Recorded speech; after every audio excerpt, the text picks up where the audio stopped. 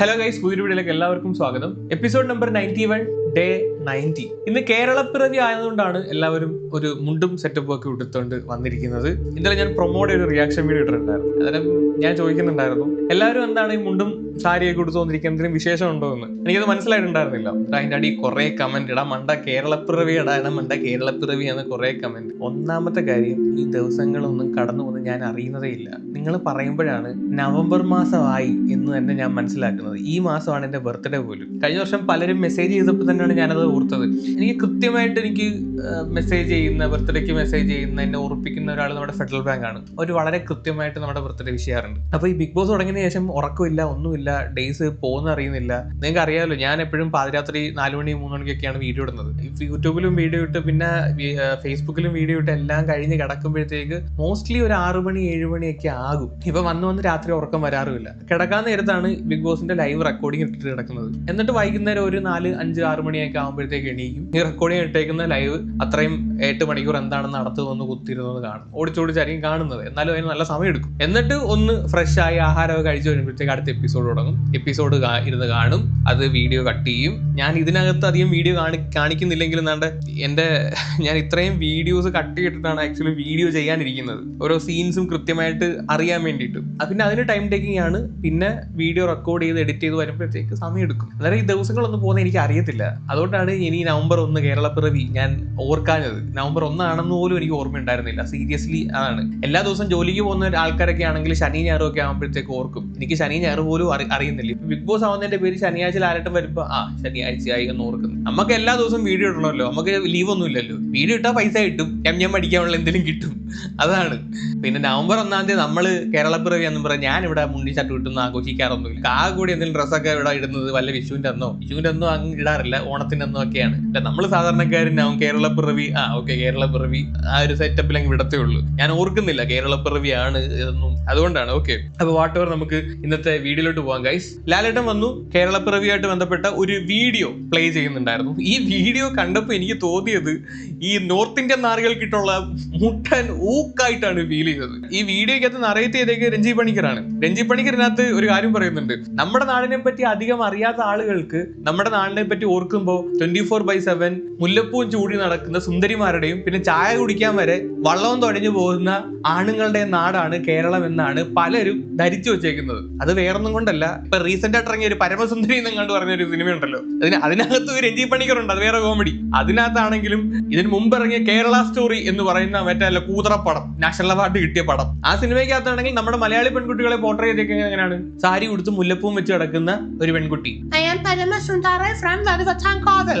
ഭയങ്കര ഫ്ലുവന്റ് ആയിട്ടാണ് അതിനകത്ത് മലയാളം സംസാരിക്കുന്നത്. ഇവന്മാർ ഇത്ര പൊട്ടന്മാരാണോ? അല്ലെങ്കിൽ ഒരു സിനിമ പടച്ചു വിടുമ്പോ അതിനകത്തൊരു ബേസിക് മര്യാദ അല്ലെങ്കിൽ ഒരു ബേസിക് റിസർച്ച് പോലും ചെയ്യാൻ കഴിവില്ലാത്തവന്മാരാണെന്ന് ഇവന്മാരുടെ സിനിമകൾ, പ്രത്യേകിച്ച് അതർ ലാംഗ്വേജസ് ഇവന്മാരുടെ സിനിമയിലായിട്ട് കാണിക്കുമ്പോൾ മനസ്സിലാവും. ഇപ്പൊ നമ്മുടെ മലയാളത്തിലൊക്കെ ആണെങ്കിൽ എന്തോരം സിനിമകളാണ് ഹിന്ദി ബേസ്ഡ് ആയിട്ട് അല്ലെങ്കിൽ north Indian south Indian based ആയിട്ടൊക്കെ ഇറങ്ങിയിട്ടുള്ളത്. അതിനകത്ത് എവിടെയെങ്കിലും നമുക്ക് അങ്ങനെ തോന്നിയിട്ടുണ്ടോ? അപ്പൊ ഹിന്ദി പറയുന്ന ആൾക്കാരെ കാണിക്കുന്ന ഒരു പ്രോപ്പർ ഹിന്ദി മെറ്റീരിയൽ സാധനം നമ്മൾ കാണിക്കുന്നുണ്ട്. രാജസ്ഥാൻ മരുഭൂമി പോയി ഷൂട്ട് ചെയ്യുമ്പോൾ ആ ഒരു പക്ക ഫീൽ കിട്ടും. അതുപോലെ ജമ്മു കാശ്മീരിൽ പോയി ഷൂട്ട് ചെയ്യുമ്പോൾ ആ ഒരു പക്ക സാധനം കിട്ടും. അതാണ് നമ്മളും അവന്മാരും തമ്മിലുള്ള ഒരു വ്യത്യാസം. ഈ ഒരു കേരള പിറവിയുടെ ഈ ഒരു വീഡിയോയ്ക്കകത്ത് വളരെ വ്യക്തമായിട്ട് അവന്മാരായിട്ട് ഊക്കുന്നുണ്ട്. സത്യം പറഞ്ഞാൽ ഈ നോർത്ത് ഇന്ത്യന്മാരെ ഊക്കാൻ വേണ്ടി ഇറക്കിയ ഒരു വീഡിയോ ആയിട്ടാണ് എനിക്ക് ഈ കേരള പിറവിയുടെ വീഡിയോ കണ്ടപ്പോൾ തോന്നിയത്. ഇത് കഴിഞ്ഞിട്ട് വേറെ കാര്യങ്ങളുണ്ട്. ഒരുത്തം വീണ് കിടന്നാൽ നമ്മള് അവന്മാരുടെ പേരും നാളും നോക്കി വിട്ട് കളയത്തില്ല. ലോകം ഇനി കീഴ്മേൽ മറിഞ്ഞാലും നമ്മൾ അവനെ എടുത്ത് ഹോസ്പിറ്റലിൽ കൊണ്ടുപോകും. മലയാളികൾ ഭയങ്കര ഡിസിപ്ലിൻ ആയിട്ട് ആ ഡ്രൈവിംഗ് ചെയ്യുന്നതെന്ന് ഞാൻ പറയുന്നില്ല, പക്ഷേ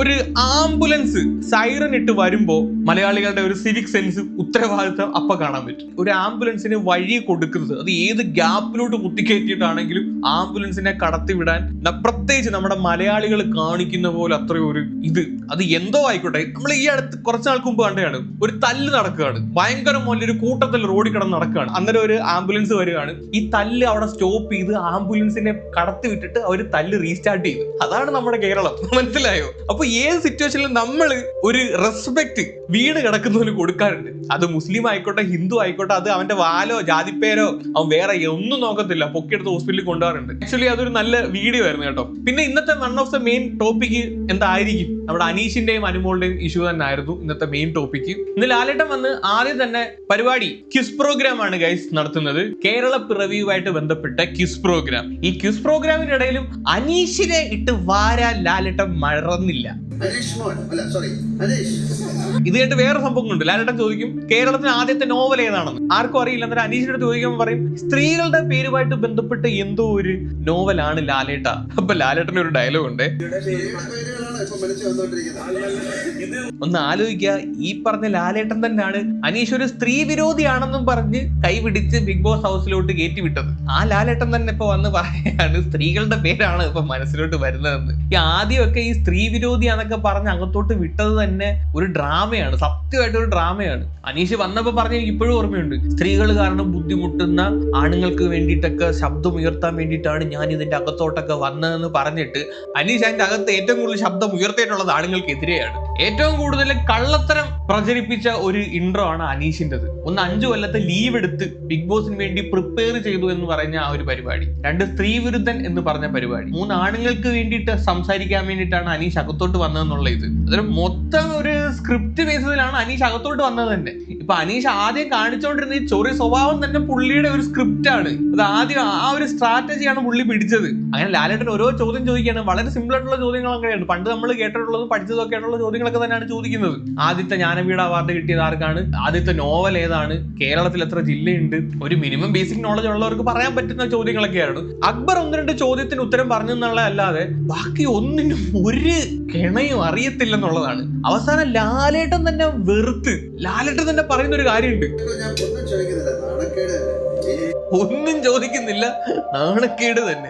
പിന്നെ ബിഗ് ബോസ് ഷോ എന്ന് പറയുന്നത് ക്വിസ് പ്രോഗ്രാം നടത്തുന്ന ഷോയോ അല്ലെങ്കിൽ ഭയങ്കര അറിവ് പകരുന്ന ഷോയോ അല്ലെങ്കിൽ അറിവ് കൊടുക്കുന്ന ഷോയോ ഒന്നും അല്ലല്ലോ. ഇങ്ങനെയുള്ള അപരാധം കേട്ട് എന്റർടൈൻ ആവുന്ന ഷോ, അത്രേ ഉള്ളൂ. അപ്പൊ പിന്നെ കറക്റ്റ് ടീംസ് ഒക്കെ തന്നെയാണ് അതിന്റെ അകത്തോട്ട് പോകുന്നത്. അല്ലാതെ ഒരു വിജ്ഞാനകോശത്തിനെ അതിന്റെ അകത്തോട്ട് കൊണ്ടുപോയിട്ട് വാഴ പോലെ ഇരുത്തിയിട്ടൊന്നും കാര്യമില്ല. ഇത് കഴിഞ്ഞ അക്ബറിന്റെ അടുത്ത് ലാലേട്ടൻ ചോദിക്കുന്നുണ്ട്, അവിടെ ഒരു പ്രണയ മണം അടിക്കുന്നുണ്ടോ? അപ്പം അക്ബർ എനിക്ക് എന്ന് പറയുന്നുണ്ട്, അത് കിട്ടുന്നുണ്ട് ലാലേട്ടാ, അത് കിട്ടുന്നുണ്ട്. എന്റെ വലതു ഭാഗത്തിരിക്കുന്ന അനീഷേട്ടന്റെ അടുത്തുനിന്ന് ഒരു കാറ്റ് ഇങ്ങനെ കറങ്ങി അനുമോളുടെ അടുത്തോട്ട് വന്നൊരു യൂട്ടേൺ അടിക്കുന്ന പോലെ തോന്നുന്നുണ്ട്. അക്ബറിന് പലപ്പോഴും ഇവര് തമ്മിൽ ഒരു ഇതുണ്ടെന്ന് തോന്നിയിട്ടുണ്ടെന്ന് അക്ബർ പറയുന്നു. ഇത് കഴിഞ്ഞിട്ട് മറ്റേ പ്രൊപ്പോസിങ് സീൻ, അയ്യോ, എടുത്തങ്ങോട്ട് ഇടുകയാണ്, പ്ലേ ചെയ്യാണ്. അവിടെ ഇരിക്കുന്ന ആൾക്കാരുടെ എക്സ്പ്രഷൻസ് കാണണം, അതാണ് കാണേണ്ടത്. ഇനിയെങ്കിലും ബിഗ് ബോസ് ടീം നിങ്ങൾ ആ ഒരു എക്സ്പ്രഷൻ ഫോക്കസ് ചെയ്ത് കാണിക്കണമായിരുന്നു. ടിവിയിൽ വലിയ സ്ക്രീനിൽ അവരുടെ എക്സ്പ്രഷൻ കാണിക്കണമായിരുന്നു. ഇത് സാധാരണ ചെറിയ ബോക്സിൽ സൈഡിലായിട്ടല്ല എക്സ്പ്രഷൻ കാണിക്കുന്നത്. നമ്മൾ ഓൾറെഡി ആ ഒരു സീൻ കണ്ടതാണ്, നമ്മൾ ഇനി പ്രത്യേകിച്ച് കാണേണ്ട ആവശ്യമില്ല. നമുക്ക് ആ ഒരു സാധനം ചെറിയ കോളത്തിൽ കാണിച്ചിട്ട് ഇവരുടെ എക്സ്പ്രഷൻ, പ്രത്യേകിച്ച് അനീഷിന്റെ അനുമോളുടെ ഒക്കെ എക്സ്പ്രഷൻസ് ആയിരുന്നു കാണേണ്ടത്. കാര്യം അത്രയ്ക്ക് ഉണ്ടായിരുന്നു. അനുമോളൊക്കെ അന്തം വിട്ടിരിക്കുന്നു, അനീഷ് തന്റെ താടിക്ക് കൈയും കൊടുത്തിരിക്കുന്നു. ചിരി നോക്കിയേ, പുഞ്ചിരി നോക്കിയേ, വീഡിയോ പ്ലേ ചെയ്യുമ്പോൾ ചിരിയാണ്. അനീഷിന്റെ മുഖത്തൊക്കെ നാണങ്ങ് ചിരിച്ചങ്ങ് മറിയാ കൊച്ചു കള്ളൻ. നെവിനൊക്കെ എന്റെ അനീഷേട്ടാ ഇങ്ങള് പ്രപ്പോസ് അടിച്ചാ, നെവിനൊക്കെ അന്തം വിട്ട്. ഭയങ്കര സംഭവം കേട്ടോ ആ ഒരു സീൻ എടുത്തോടെ കാണിച്ചത്. അക്ബറൊക്കെ തലേ കൈവച്ച് എന്റെ അനീഷേട്ടൻ. അനീഷിൽ നിന്ന് ഈ ഒരു സാധനം, അങ്ങനത്തെ ഒരു അറ്റാക്ക് പ്രതീക്ഷിക്കുന്നില്ല. അനീഷ് ഡയറക്റ്റ് കയറി അങ്ങ് പറഞ്ഞതല്ലേ കല്യാണം കഴിക്കാൻ താല്പര്യമുണ്ടോ, അല്ലാതെ സിമ്പിൾ ആയിട്ട് എനിക്ക് അനുമോളോട് ചെറിയൊരു ഇഷ്ടമൊക്കെ തോന്നുന്നുണ്ട് കേട്ടോ, ഇങ്ങനൊന്നും അല്ല. ഡയറക്റ്റ് പ്രപ്പോസൽ, കല്യാണം കഴിക്കാൻ താല്പര്യമുണ്ടോ, ഇപ്പൊ പറ താല്പര്യമുണ്ടോ ഇല്ലയോ, ഡയറക്റ്റ് അടി. ഇത് കഴിഞ്ഞിട്ട് അക്ബറിനെ എണീപ്പിച്ച് നിർത്തി ചോദിക്കുകയാണ്. അതിൽ അക്ബർ പറയുന്നുണ്ട്, അനീഷേട്ടന് ഭയങ്കര ഒരു ഡ്രാസ്റ്റിക് ചേഞ്ച് ആണ് ഉണ്ടായത്. അതൊരു പെൺകുട്ടി അനീഷേട്ടന്റെ ഹൃദയത്തിലോട്ട് വരുമ്പോഴത്തേക്ക് അനീഷേട്ടന്റെ ഹൃദയം അങ്ങ് ലയിച്ചില്ലാണ്ടായി. ഞാൻ കണ്ട അനീഷിനെ നോക്കുമ്പോ അനീഷ് അവിടെ നിന്ന് അഴുകി ഇല്ലാതാവുക കേട്ടോ. ഇങ്ങനെയൊക്കെ പറയുമ്പോ അയ്യോ, അനീഷിനേക്കാളും അവിടെ നിന്ന് അഴുകിയത് അനുമോളാണ്. അനുമോൾക്ക് ഭയങ്കര ടെൻഷനായി പോയി കേട്ടോ ഈ സാധനം ലാലേട്ടനൊക്കെ എടുത്ത് പറഞ്ഞപ്പോ. ഇത് കഴിഞ്ഞിട്ട് സാബുവിന്റെ അടുത്തേക്ക്, സാബുവിനെടാ ഒന്നും അറിഞ്ഞില്ലയോ നീ? ലാലേട്ടൻ ചോദിക്കും, എല്ലാരും അവനങ്ങ് ഒന്നും അറിയത്തില്ല, അവന്റെ മുണ്ട് അഴിഞ്ഞു പോയി, മുണ്ടും പൊക്കി പിടിച്ചോണ്ടാണ് അവൻ എണീറ്റ് തന്നെ നിൽക്കുന്നത്. എന്നിട്ട് ലാലേട്ടൻ പറയാം, മോനടാ നീ ആ മുണ്ട് ആദ്യം ഉടുക്കും. ലാലേട്ടൻ കാണാതിരിക്കാൻ വേണ്ടി ഇവൻ അങ്ങോട്ട് അപ്പുറത്തെ വശത്തോട്ട് തിരിഞ്ഞു നിന്നിട്ട്, ക്യാമറ കാണാതിരിക്കാൻ വേണ്ടിയാണ് അപ്പുറത്തെ വശത്തോട്ട് തിരിഞ്ഞു നിന്നിട്ട് മുണ്ടെടുക്കുന്നത്. എന്നിട്ട് ഇവിടുത്തെ സ്ക്രീനിൽ നോക്കിയപ്പോഴത്തേക്ക് ക്യാമറമാൻ ഓപ്പോസിറ്റ് നിൽക്കുന്ന ക്യാമറയിൽ നിന്ന് അവൻ മുണ്ടെടുക്കുന്നത് പിടിച്ച് ക്യാപ്ചർ ചെയ്ത് ബിഗ് സ്ക്രീനിൽ നാട്ടുകാരെ കാണിക്കുന്നു. എന്റെ ക്യാമറാമാനോനെ, ഈ ക്യാമറ കൺട്രോൾ ചെയ്യുന്നവന്മാര് വന്നപ്പോ ഭയങ്കര സീനാണ്. ഇത് കഴിഞ്ഞ് അനീഷിന്റെ അടുത്ത് ചോദിക്കുന്നുണ്ട് ലാലേട്ടൻ, അനീഷ് അത് പ്രാങ്ക് ആണോ അനീഷ്? അപ്പൊ അനീഷിന്റെ ഒരു മറുപടി ഉണ്ട്, ഭയങ്കര കയ്യടി. ഇതങ്ങോട്ട് കഴിഞ്ഞപ്പോഴത്തേക്കും മാറിയ കയ്യടി, അങ്ങനെ ഒരു ഫീല് തോന്നി അങ്ങ് പറഞ്ഞു. അതാണ് അന്തസ്. എന്നാലും എന്റെ അനീഷേ, നമ്മളിത് പ്രതീക്ഷിച്ചില്ല കേട്ടോ. ഇത് ഓഡിയൻസിന് ഇതൊരു ഷോക്കായിരുന്നു.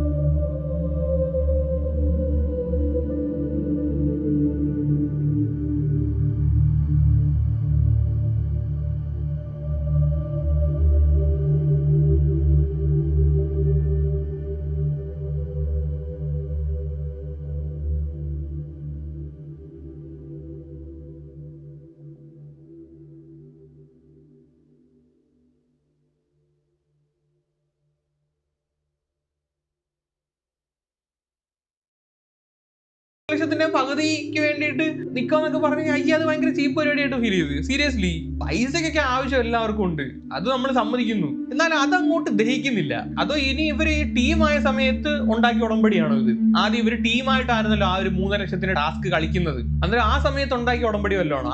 അന്നേരം ഉണ്ടാക്കിയ ഉടമ്പടി ആണെങ്കിൽ ഓക്കെ, പകുതി എടുത്തു കഴിഞ്ഞാൽ ഓക്കെയാണ്. പക്ഷെ ഏറ്റവും അവസാനം വിജയിച്ച് കഴിഞ്ഞിട്ടാണ് ഇങ്ങനെ ഒരു സാധനം അവിടെ ഇറക്കുന്നതെങ്കിൽ അത് മോശമാണെന്ന് എനിക്ക് തോന്നുന്നത്. അക്ബർ അത്രയ്ക്ക് നാറിയാണ്, പൈസയ്ക്ക് വേണ്ടിയിട്ട് കടിപിടി. പക്ഷെ നെവിന് 15,000 രൂപ ഇറങ്ങി കഴിഞ്ഞതിന് ശേഷം ആ ഫുൾ എമൗണ്ട് കൊടുക്കും എന്നൊക്കെ പറയുന്നുണ്ടായിരുന്നല്ലോ. അതിനകത്തൊരു ക്ലാരിറ്റി കിട്ടേണ്ടതായിട്ടുണ്ടല്ലോ. ഇത് കഴിഞ്ഞ് നെവിന് മാത്രം ഈ ഒരു ബിഗ് ബാങ്ക് വീക്കിൽ നിന്നൊന്നും കിട്ടിയില്ലല്ലോ. അപ്പൊ നെവിന് ലാലേട്ടൻ ഒരു 3 ഓപ്ഷൻ കൊടുക്കാണ്. 3 ഗെയിംസ് തരാം, അതിനകത്ത് ഒരെണ്ണം നിനക്ക് ചൂസ് ചെയ്യാം, അതിനകത്ത് പങ്കെടുക്കാം എന്ന് പറയുകയാണ്. നെവിന് ആദ്യം തന്നെ മറ്റേ കാറിൽ നിന്ന് പോയി പൈസ എടുത്തുകൊണ്ട് വരുന്ന ആ ഒരു ഗെയിമാണ് ചൂസ് ചെയ്യുന്നത്. കാര്യം അത് ചൂസ് ചെയ്യാനുള്ള റീസൺ എന്താന്ന് വെച്ച് കഴിഞ്ഞാൽ ഇതിന്റെ കൂടെ പറയുന്ന ബാക്കി 2 ഗെയിംസിനകത്ത് വലിയൊരു എമൗണ്ട് ഒന്നും ഇല്ല. 10,000 രൂപ 50,000 രൂപ അതൊക്കെ ഉള്ളു.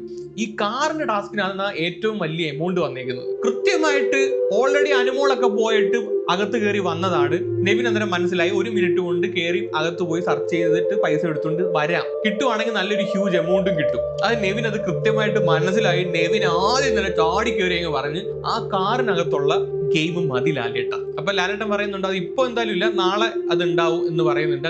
നാളത്തെ എപ്പിസോഡിൽ നെവിന്റെ ഈ ഒരു കാർ ടാസ്ക് ഉണ്ടാവും. അത് ഇന്നത്തെ പ്രൊമോയ്ക്ക് അത് കാണിക്കുന്നുണ്ടായിരുന്നു. ഇത് കേട്ട് മൈജിയുടെ ഒരു ബലൂൺ ചോട്ടി പൊട്ടിക്കുന്ന ടാസ്ക് കൊടുക്കുകയാണ്. ആ ടാസ്കിൽ അക്ബറാണ് വിജയിക്കുന്നത്. അക്ബറിന് എന്തോ ഒരു സമ്മാനമുണ്ട്. ഇത് കഴിഞ്ഞിട്ട് അവിടെ അടിയുണ്ടാക്കിയവർ തമ്മിൽ കോംപ്രമൈസ് അടിച്ചായിരുന്നല്ലോ. അതിനെപ്പറ്റി ലാലേട്ടൻ ചോദിക്കുകയാണ്. അനുമോള് അക്ബറിന്റെ അടുത്ത് സോറി പറയുന്നുണ്ടായിരുന്നു. പിന്നെ നെവിനുമായിട്ട് പ്രോബ്ലംസ് എല്ലാം പറഞ്ഞ് സോൾവ് ചെയ്യുന്നുണ്ടായിരുന്നു. അപ്പൊ നെവിൻ എടുത്തിട്ട് പറയാണ് അനുമോള് ആ കുട്ടി വന്ന് എന്റെ അടുത്ത് മാപ്പ് എരന്നു. അപ്പൊ ലാലേട്ടൻ ചോദിക്കുന്നുണ്ട് അങ്ങനെയൊക്കെ ഇപ്പോഴും പറയണോ? നെവിന് എല്ലായിടത്തും കയറി അങ്ങ് ഓവർ സ്മാർട്ടും ഈ ഫണ്ണും ആക്കാൻ ശ്രമിക്കുമ്പോൾ എല്ലാം അങ്ങോട്ട് വർക്കൗട്ട് ആവൂല. അത് വളരെ സീരിയസ് ആയിട്ട് പുള്ളി ചോദിച്ചൊരു കാര്യത്തിനകത്തും നെവിൻ ഫണ്ണ് കുത്തിക്കയറ്റാൻ ശ്രമിച്ചതാണ്. അനുമോള് വന്ന് മാപ്പെരന്നു, അങ്ങനെ ഇയാൾ ഫണ്ണാക്കിയതാണത്, മനഃപൂർവ്വം പറഞ്ഞതല്ല, അത് ഫണ്ണാക്കിയതാണ്. പക്ഷെ എന്താ ലാലേട്ടൻ ചോദിക്കുന്നത് അങ്ങനെ അങ്ങ് പറയേണ്ട ആവശ്യമുണ്ടോ? എന്നിട്ട് അതിന്റെ പേര് പറഞ്ഞ് അവിടെ കടന്ന് കുറച്ച് മെഴുകലി നെവിൻ. ഞാൻ പറയല്ലോ നെവിൻ ഫണ്ണൊക്കെയാണ്. ഈ അമൃതമായാൽ അധികവും വിഷമാണെന്ന് പറയുന്ന ചൂട്ട് ഇവൻ കംപ്ലീറ്റ് സാധനവും ആ ഒരു സെൻസിൽ അങ്ങ് എടുക്കാൻ നിന്ന് കഴിഞ്ഞാൽ ഭയങ്കര പോറാണ്. ഇത് കേട്ട് അക്ബറിന്റെ അടുത്ത് ലാലേട്ടൻ ചോദിക്കുന്നുണ്ട് മറ്റേ നോമിനേഷനെ പറ്റി. കാരണം ഈ വട്ടം എല്ലാവരും നോമിനേഷനിൽ ബിഗ് ബോസ് പിടിച്ചിട്ടുണ്ടായിരുന്നല്ലോ. അക്ബർ പറയുന്നുണ്ട് ബിഗ് ബോസ് ചെയ്ത ഏറ്റവും നല്ല കാര്യം ബിഗ് ബോസിനുള്ള റെസ്പെക്ട് ഒന്നും കൂടെ കൂടി ലാലേട്ട. കാരണം തിരക്കുമ്പോൾ ഇവരെല്ലാവരും നമ്മളെയാണ് നോമിനേറ്റ് ചെയ്യുന്നത്. ഒരു 6 വോട്ട് എനിക്കും 6 വോട്ട് നെവിനും എന്തോ ആണെങ്കിലും കിട്ടും, ഞങ്ങൾ രണ്ടുപേരുടെ നോമിനേഷനിൽ കിടക്കും. അതായിരുന്നു ഇവരുടെ പ്ലാൻ. അതിനിട്ട് ഷാനവാസിന്റെ അടുത്ത് ചോദിക്കുമ്പോൾ ഷാനവാസ് എണീറ്റ് കൃത്യമായിട്ടൊരു എക്സ്പ്ലനേഷൻ കൊടുക്കുന്നുണ്ട്. ലാലേട്ട കഴിഞ്ഞ ആഴ്ചയിൽ ഇവര് മാത്രമായിരുന്നു അവിടെ പ്രശ്നം ഉണ്ടാക്കിയത്, വേറെ ആരെയും വോട്ട് ചെയ്യാൻ ഒരു റീസൺ പോലും ഉണ്ടായിരുന്നില്ല. ഇവര് ക്യാപ്റ്റൻസിയിൽ വന്നതിന് ശേഷം ഉണ്ടായിട്ടുള്ള പ്രശ്നങ്ങൾ മാത്രമേ ഉള്ളൂ. അത് അവർക്കും അറിയാം. സത്യത്തിൽ ആ ഒരു വിഷയം മാത്രമേ കഴിഞ്ഞ ആ ഒരു ആഴ്ചയിൽ ഉണ്ടായിട്ടുണ്ടായിരുന്നുള്ളൂ. അതുകൊണ്ടാണ് ഈ അക്ബറും നെവിനും നോമിനേഷൻ ഇല്ല, എല്ലാവരും നോമിനേഷനിൽ വരും എന്ന് ബിഗ് ബോസ് അനൗൺസ് ചെയ്ത സമയത്ത് ഉമാർക്ക് ഇത്ര സന്തോഷം. കാര്യം എന്ന് പറഞ്ഞാൽ ഇത് ഗൂഢാലോചനയോ അല്ലെങ്കിൽ ഒരു ഗ്രൂപ്പായിട്ട് ചർച്ച ചെയ്തിട്ടോ ഉമാർ നോമിനേറ്റ് ചെയ്യേണ്ട ആവശ്യമില്ല. ബാക്കിയുള്ള 6 പേരെയും ഒരുപോലെ വെറുപ്പിച്ചിട്ടാണ് അന്ന് 3 ക്യാപ്റ്റന്മാർ ആ ഹൗസ് ചെയ്യുന്നത്. അവിടെ ഒരു ഗ്രൂപ്പ് ചർച്ചയുടെ ആവശ്യമേ വരുന്നില്ല. സാബുമാനെ അടക്കം വെറുപ്പിച്ചിട്ടാണ് ഈ 3 അവന്മാർ അവിടെ നിന്നത്. അത് ഓട്ടോമാറ്റിക്കലി അന്നേരം എല്ലാ വോട്ടും അവന്മാരിലോട്ടേ പോത്തുള്ളൂ. ഇത് കഴിഞ്ഞിട്ട് അനുമോൾ എടുത്ത് ചോദിക്കുമ്പോൾ അനുമോൾ ഒരു കാര്യം പറയുന്നുണ്ട്. അനുമോൾ പറയുന്നത് എന്താന്ന് വെച്ച് കഴിഞ്ഞാൽ ബിഗ് ബോസിന് അറിയാം ഇങ്ങനൊരു സംഭവം കൊണ്ടുവന്നു കഴിഞ്ഞാൽ എല്ലാവരും ഇവരെ ആയിരിക്കും നോമിനേറ്റ് ചെയ്യുന്നത്. അപ്പൊ ഇവർ രണ്ടുപേരും നോമിനേഷന് വരും, ഇവര് പുറത്തു പോകുന്ന കണ്ടസ്റ്റൻസ് ആണെന്നും ബിഗ് ബോസിന് അറിയാം. അതുകൊണ്ട് ബിഗ് ബോസ് എല്ലാവരും കിടക്കട്ടെ എന്ന് പറഞ്ഞിട്ട് എല്ലാവരെയും കൂടെ ആ നോമിനേഷനിൽ പിടിച്ചിട്ടതാണ് എന്നാണ് അനുമോൾ പറയുന്നത്. പക്ഷെ അനുമോൾ അവിടെ ഇൻഡയറക്റ്റ് ആയിട്ട് ഒരു കുത്തുകുത്തിയവർ എനിക്ക് ഫീൽ ചെയ്തു. അക്ബറും നെവിനും പുറത്തു പോകാതിരിക്കാൻ വേണ്ടിയിട്ട് ബിഗ് ബോസ് കളിച്ച ഒരു കളി എന്ന് വെച്ച് കഴിഞ്ഞാൽ അക്ബറിനെ സേവ് ആക്കാൻ വേണ്ടിയിട്ട് ബിഗ് ബോസ് കളിച്ച ഒരു കളി എന്ന രീതിയിൽ അനുമോൾ പറഞ്ഞ പോലെ എനിക്ക് തോന്നി. കാര്യം അക്ബറിനെ സേവ് ആക്കുന്നുണ്ട്, ബിഗ് ബോസിനകത്ത് അക്ബറിന് ആളുണ്ട് എന്ന് നാഴിക്ക് 40 വട്ടം അനുമോള് പറഞ്ഞു നടക്കുന്ന ഒരു വ്യക്തിയാണ്. ഈ കഴിഞ്ഞ ആഴ്ച മാത്രം കണ്ടാണ് അനുമോൾ അതിനെ പറ്റി സംസാരിക്കാതിരുന്നത്. കാര്യം വേറെ കാര്യങ്ങളിൽ എൻഗേജ്ഡ് ആയിരുന്നു. അതിന് മുമ്പത്തെ ആഴ്ചയൊക്കെ എടുത്ത് നോക്കുവാണെങ്കിൽ ആ കാറിനകത്തിരുന്ന കാർ ടാസ്കിന്റെ ഇടയെ വരെ അനുമോൾ ഈ ഒരു കാര്യത്തെ പറ്റി പറയുന്നുണ്ട്. അനുമോൾ അന്നേരം ഇവിടെ ഇൻഡയറക്റ്റ് ആയിട്ട് പറഞ്ഞേക്കുന്നത് ബിഗ് ബോസ് ഇവരെ സേവ് ചെയ്യാൻ വേണ്ടിയിട്ട് എല്ലാവരെയും കൂടെ പിടിച്ച് നോമിനേഷനിൽ ഇട്ടു എന്നുള്ളതാണ്. അനുമോൾ ഈ പറഞ്ഞ കാര്യങ്ങൾ നിങ്ങൾ കേട്ടില്ലെങ്കിൽ ഡീറ്റെയിൽ ആയിട്ട് ഒരു വീഡിയോ വേണമെങ്കിൽ പറഞ്ഞാൽ മതി, ഞാൻ ചെയ്യാം. അതിന്റെ ക്ലിപ്പ് ഞാൻ ഇപ്പോഴും ഫോണിൽ സേവ് ചെയ്ത് വെച്ചിട്ടുണ്ട്, ലൈവിനകത്ത് നടന്ന കാര്യങ്ങൾ. എന്നിട്ട് ഇത് 100 എണീപ്പിച്ചിട്ട് പറയാണ് ടിക്കറ്റ് ടു ഫിനാലെ വീക്ക് എന്നാണോ കൊടുത്തത്? അല്ലല്ലോ, ടിക്കറ്റ് ടു ഫിനാലെ എന്നല്ലേ, ഫിനാലയിലേക്കുള്ള ടിക്കറ്റ് എന്നല്ലേ പറഞ്ഞിട്ടല്ലേ ഒരു കൊണ്ടുവന്നത്. എന്നിട്ട് ഇന്ന് ലാലേട്ടൻ വന്നിട്ട് പറയാം ടിക്കറ്റ് ടു ഫിനാലെ വീക്ക് എന്നാണ്. എല്ലാ വട്ടവും എനിക്കറിയില്ല, എനിക്ക് ഓർക്കുന്നില്ല എല്ലാ വട്ടവും അങ്ങനെ തന്നെ ആണോ എന്ന്. അങ്ങനെയാണെങ്കിൽ ഒരാഴ്ചത്തെ ഇമ്മ്യൂണിറ്റിക്ക് വേണ്ടിയിട്ടാണ് ഇത്രയും ഗെയിം വരെ കൊണ്ട് കളിപ്പിച്ചത്. എനിക്ക് മനസ്സിലാവുന്നില്ല. ഈ വട്ടത്തെ ഗെയിംസ് ഒക്കെ ഭയങ്കര കൊടുത്തിട്ട് ആ ഗെയിംസ് ജയിച്ചവർക്ക് ഒരു ഗുണമില്ലാത്ത രീതിയിലുള്ള ബിഗ് ബോസ് ഈ തവണ കണ്ടസ്റ്റൻസിന് എടുത്ത് കാണിച്ച ഒരു അനീതി. ഒന്നാമത്തെ കാര്യം എന്ന് പറഞ്ഞു കഴിഞ്ഞാൽ ഒരു വീക്കിലി ടാസ്ക് കൊടുത്ത് ആര്യനെ കൊണ്ട് പട്ടിപ്പണി എടുപ്പിച്ച്, മറ്റേ മായാമോഹിനിയുടെ ടാസ്ക് കൊടുക്കുകയും അതിന് മുമ്പ് സീക്രട്ട് ടാസ്ക് കൊടുക്കുകയും അത് വീക്കെൻഡ് കുറെ പരിപാടികൾ കൊടുത്ത് ആ വീക്കെൻഡിൽ ആര്യൻ വിജയിച്ച സമയത്ത് ബിഗ് ബോസ് പറഞ്ഞത് ടിക്കറ്റ് ടു ഫിനാലിലോട്ട് വരുമ്പോഴത്തേക്ക് ആര്യൻ ഒരു ബോണസ് പോയിന്റോ സംതിങ് എന്തോ കിട്ടും എന്നൊരു വാക്ക് കൊടുത്തിട്ടാണ്, എന്ത് കിട്ടുമെന്ന് പറഞ്ഞില്ല, ഒരു വാക്ക് കൊടുത്തിട്ടാണ് ആ ഒരു ടാസ്ക് എല്ലാം ഇവരെ കൊണ്ട് ചെയ്യിപ്പിച്ചത്. എന്നിട്ട് ടിക്കറ്റ് ടു ഫിനാലിലോട്ട് വന്നപ്പോഴത്തേക്ക് ആര്യന് കിട്ടി എന്താണ്, ഒരു 5 മിനിറ്റ് എക്സ്ട്രാ. ഫസ്റ്റ് ടാസ്കിനകത്ത് 5 മിനിറ്റ് എക്സ്ട്രാ. ആ ഒരു ടാസ്കിനകത്ത് 5 മിനിറ്റ് എക്സ്ട്രാ കിട്ടിയിട്ട് എന്തോ കിട്ടാനാണ്? 5 മണിക്കൂർ നിന്നവന്റെ അടുത്ത് 5 മിനിറ്റ് എക്സ്ട്രാ കൊടുക്കുന്നത് എന്ത് കാര്യമാണ്? സത്യത്തിൽ അവൻ ആ ഒരു ലാസ്റ്റ് വീക്കിൽ കടന്ന് അവൻ കാണിച്ച പെർഫോമൻസിന് ഒരു വാല്യൂ കൊടുക്കാത്ത രീതിയിലാണ് 5 മിനിറ്റ് എക്സ്ട്രാ കൊടുത്തത്. അതുപോലെ തന്നെയാണ് ഈ 100യുടെ കാര്യം. 100 അത്രയും കഷ്ടപ്പെട്ട് ആ ഒരു ഗെയിം കളിച്ചിട്ട് ഞാൻ വിചാരിച്ച ടിക്കറ്റ്, ഞാനും സീരിയസ്ലി വിചാരിച്ച 100 ടോപ്പ് 5 കയറി എന്നുള്ളതാണ്. എന്ന് വെച്ചാൽ ടിക്കറ്റ് ടു ഫിനാലെ ഏറ്റവും അവസാനം 5 പേരെ വെച്ചിട്ടായിരിക്കുമല്ലോ ഗെയിം കളിക്കുന്നത്. ഇപ്പൊ നിലവില് ബിഗ് ബോസ് ഹൗസിൽ 7 പേരാണുള്ളത്. ഒരാള് ഇന്ന് പുറത്തു പോകും. അന്നേരം 100 ഈ ഒരു എവിക്ഷനിൽ നിന്നും രക്ഷപ്പെടും. അതുപോലെ തന്നെ അടുത്ത ആഴ്ച ഒരു മിഡ് വീക്ക് എവിക്ഷനും കാണും. അങ്ങനെ ഒരാളും കൂടെ പുറത്തു പോകുമ്പോഴാണ് ടോപ്പ് 5 വരുന്നത്. ഇന്നൊരാൾ പുറത്തു, മിഡ് വീക്ക് എവിക്ഷനിൽ നിന്ന് ഒരാൾ പുറത്തു, രണ്ടുപേരും പുറത്ത് പോകണമല്ലോ. ഞാൻ വിചാരിച്ചത് അങ്ങനെ വരുന്ന ആ ഒരു ടോപ്പ് 5-ലെത്തെ ഫസ്റ്റ് കണ്ടസ്റ്റന്റ് ആണ് 100 എന്ന് തന്നെയാണ് ഞാനും വിചാരിച്ചു വെച്ചിരുന്നത്, ഹൗസിലുള്ള ആളുകളും വിചാരിച്ചു വെച്ചിരുന്നത്. മുമ്പത്തെ സീസണിലെ ഈ ഒരു പരിപാടി എനിക്ക് ഓർക്കാത്തതുകൊണ്ട് എനിക്ക് പെട്ടെന്ന് ഇത് കിട്ടുന്നില്ല. അപ്പൊ 100ക്ക് എന്തിനാ പറയുമ്പോൾ ഒരു ഇമ്മ്യൂണിറ്റി എങ്ങാണ്ടേ ഉള്ളു. ഒരു ഇമ്മ്യൂണിറ്റിക്ക് വേണ്ടിയിട്ടാണ് ഈ ടിക്കറ്റ് ഫിനാലെ വിജയിച്ചത്. ഇതിന് ശേഷം ലാലേട്ടൻ എവിക്ഷനെ പറ്റി സംസാരിക്കുകയാണ്. ഇന്ന് എവിക്ഷൻ ഉണ്ടായിരുന്നില്ല, അങ്ങനെ ഒരാളെ സേവ് ചെയ്യുന്നുണ്ട്, അനുമോളെയാണ് സേവ് ചെയ്യുന്നത്. അനുമോള് സേവ് ആയെന്ന് പറയുമ്പോഴത്തേക്ക് അനുമോളുടെ ക്യൂട്ട്നെസ് കാണുമ്പോഴാണ് ചാണാമാരി അറിയാൻ തോന്നുന്നത്. കഴിഞ്ഞ വട്ടം ബിഗ് ബോസ് 25 മുട്ട കൊടുക്കാന്ന് കണ്ട് പറഞ്ഞ അനുമോളുടെ ഈ മുതുക്കി ക്യൂട്ട്നെസ് കാണിക്കുന്ന കാണുമ്പോ നമ്മക്കൂടാണ് തൊലി ഉരിഞ്ഞു വരുന്നത്. അയ്യേ, ഇത് സേവ് ആയെന്ന് പറഞ്ഞപ്പോഴുള്ള ക്യൂട്ടതാണ് ഇപ്പൊ കണ്ടത്. അപ്പൊ ഇത്രേ ഉണ്ടായിരുന്നുള്ളൂ പരിപാടി. ഇപ്പൊ നാളെയാണ് എവിക്ഷൻ, പിന്നെ നെവിന്റെ കാർ ടാസ്ക്, പിന്നെ വേറെ എന്തെങ്കിലും പരിപാടി കൂടെ കാണുമായിരിക്കും. വേറെ കാര്യങ്ങളൊന്നും ചോദിക്കാനില്ലല്ലോ, ഇതൊക്കെ തന്നെയല്ലോ ചോദിക്കാൻ. ഇന്ന് മൊത്തം ചോദിച്ച് തീർത്തില്ല, എന്തുകൊണ്ട് വേറെ ചോദിക്കാൻ? അപ്പൊ ഇതൊക്കെയാണ് ഗൈസ് ഇന്ന് നടന്ന കാര്യങ്ങൾ. കൂടുതലൊന്നും പറയുന്നില്ല. എന്താണ് നിങ്ങളുടെ ഒപ്പീനിയൻ താഴെ ഒന്ന് കമന്റ് ചെയ്യുക. നമ്മുടെ ഇന്നലത്തെ വീഡിയോ കണ്ടിട്ടില്ലെങ്കിൽ ഞാൻ ഇവിടെ കൊടുത്തേക്കാം, ക്ലിക്ക് ചെയ്താൽ മതി. അപ്പൊ ശരി, ടാറ്റാ, ബൈ ബൈ.